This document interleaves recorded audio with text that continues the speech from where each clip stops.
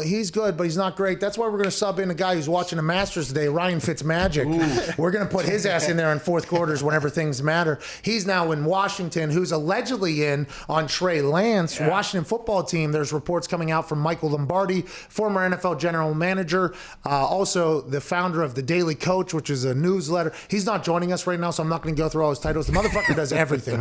He came out and said, and he's awesome, he came out and said the Washington football team is all in on Trey Lance. He said he predicts that there's a chance that they could even make a move to go get Trey Lance in the draft, which would be fascinating because the Washington football team, they bring back Heineken, okay, after the Heineken, the green bottle, son of a bitch, put the Tampa Bay Buccaneers potentially in a blender in a playoff game last year. And with how that team performed in an NFC East that is kind of, slaw last year, and potentially slaw going forward as well. They bring him in for $8 million. They sign Ryan Fitzmagic for like $10 or $12 million.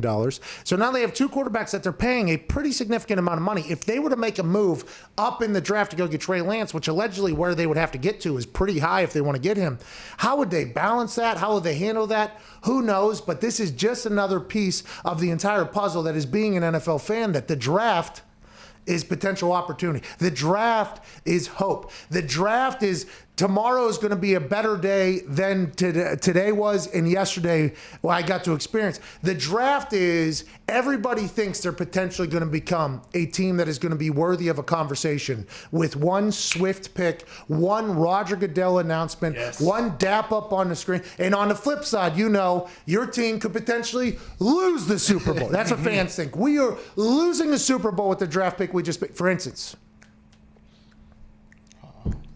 go ahead. Say it. God damn it! The Packers with the Jordan Love. So I think that is why the draft is so intriguing and awesome for fans. And to be honest, I cannot wait for the draft. It is a couple weeks out now, so there is still some time for the draft to come.